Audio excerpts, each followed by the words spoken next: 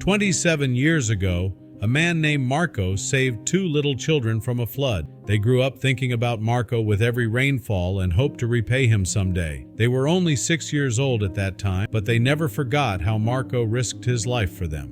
And Marco never forgot about them either, but never in his life had he expected ever to hear from them again until today. But before we start, make sure to subscribe if you haven't, and hit that notification bell so that you won't miss any new stories. As Marco grabbed the mail out of his mailbox, one letter caught his attention. It was handwritten and got a familiar postal stamp. He headed inside and immediately opened the letter. He gasped as he read what it said. The letter wasn't signed with names on the bottom, but Marco instantly knew who had written it. The letter said to meet where he last spoke to the twins he had saved. So, he packed his bags, loaded up his car, and began the long drive back to his old town. But how did the twins find Marco? Why did they want to meet up, and how will they repay him?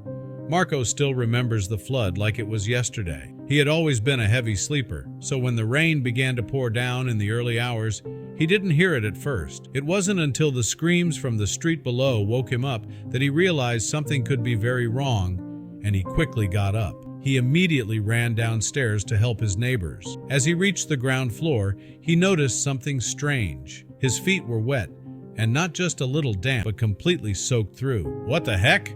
Marco cussed. The water was seeping through the front door, coming in at an alarming rate. "Oh, no, no, no!" Marco panicked. Panic set in as he realized he couldn't stop the water from entering his house. So instead, he decided to go outside and see if anyone else might need his help. As he made his way through the floodwaters, he suddenly heard a faint sound coming from the distance. It sounded like a child crying. He saw a little boy and girl clinging to the trunk for dear life. Marco knew he had to act fast. He carefully walked toward the children, fighting against the strong current as he went. Finally, he reached the children and pulled them to safety. They were shivering and scared, but alive.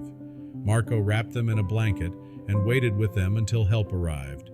Today was the 27th anniversary of that flood. It had changed the course of many lives.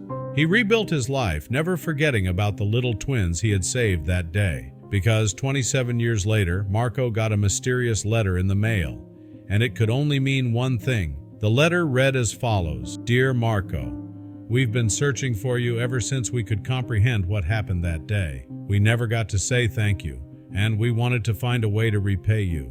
So, let's meet up where we last spoke." Marco couldn't believe his eyes. They hadn't forgotten about him after all those years. He wiped a tear from his eye and thought back about that day. Where did I last speak to them?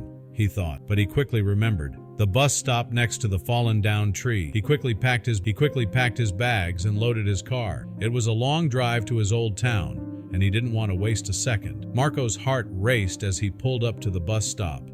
He slowly stepped out of his car and looked around. Everything looked so different now.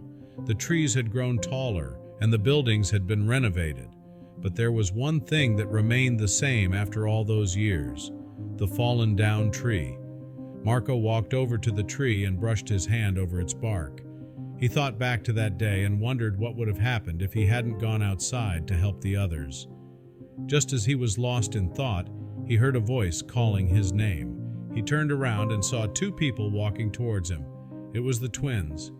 They were all grown up now, but Marco recognized them instantly.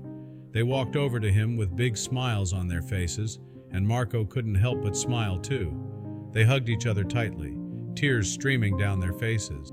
"We've been searching for you for so long," the twins said. "We wanted to thank you properly for what you did for us that day." Marco smiled, feeling a warmth spread through his chest. "You don't have to thank me. I did what any decent person would do." But the twins disagreed.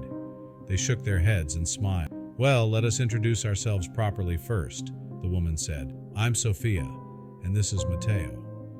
Marco sighed.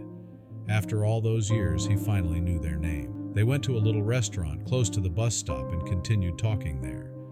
After dessert, Matteo invited them on a brief tour.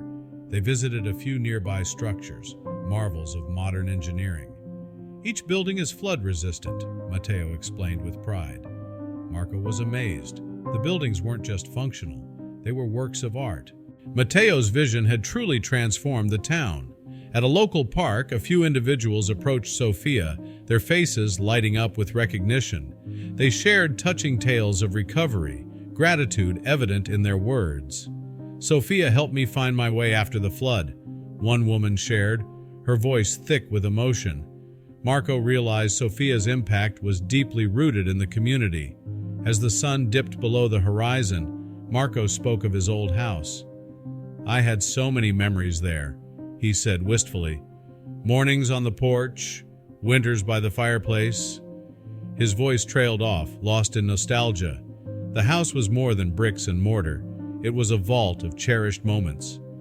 Matteo and Sophia exchanged a look, clearly knowing more about the house than they let on. "Last we heard, someone bought it and began renovations?" Matteo offered vaguely. Marco's eyes widened. Curiosity piqued, but he didn't press further. Night began to fall, and the trio embarked on a walk. The town, illuminated by streetlights, felt both familiar and new. They passed by the old school, the town square, and the iconic clock tower, each landmark triggering a cascade of memories. At the town fountain, Marco recounted a festival he once enjoyed there. To his surprise, the twins remembered it too. They laughed over shared anecdotes and sighed over shared sorrows. Every story, every memory drew them closer together, solidifying a bond that time had tried to erode. As they settled on a park bench, Sophia began, "After the flood, we never forgot you, Marco." Matteo nodded. "We searched for years." They recounted journeys to different towns, following whispers and rumors, all in hopes of finding their savior. Marco was moved beyond words, realizing the depth of their gratitude. Under the starlit sky, the twins reminisced about their parents. "Dad used to tell us tales of his adventures," Sophia began, her eyes distant. "And Mom, she had the most infectious laugh," Matteo added. They painted a picture of a loving, vibrant family, keeping their parents' memories alive in their hearts, and now, in Marco's. The night deepened, and with it came tales from other townsfolk. They met Mr. Thompson, who turned his ruined bookshop into a thriving community center. There was Mrs. Garcia, who started a charity for flood victims. Each story was a beacon, illuminating the strength of the human spirit. Sitting on an old bench, Marco spoke of his life post-flood.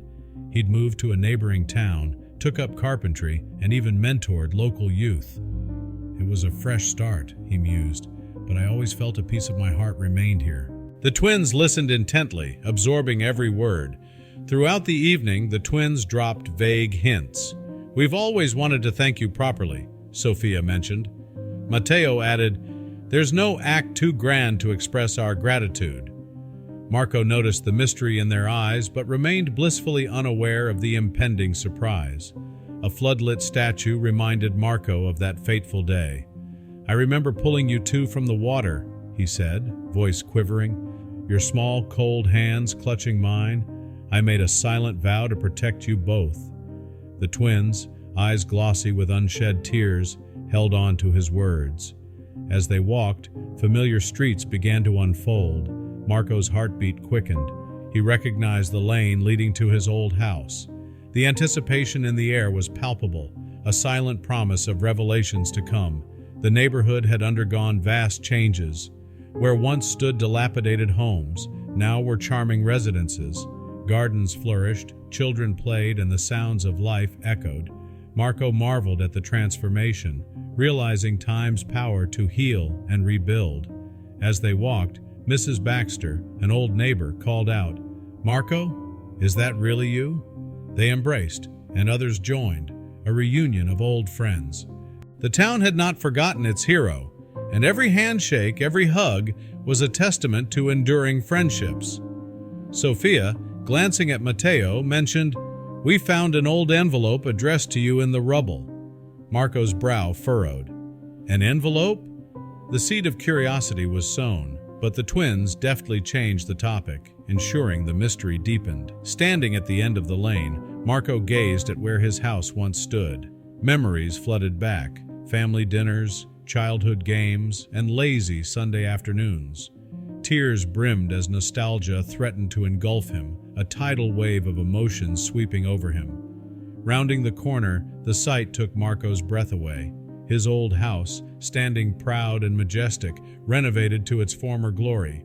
The windows sparkled, the brickwork looked pristine, and a freshly painted door welcomed them. "I had no idea," he began, searching for words. With a shared glance, the twins beckoned Marco. "Let's have a look inside, shall we?"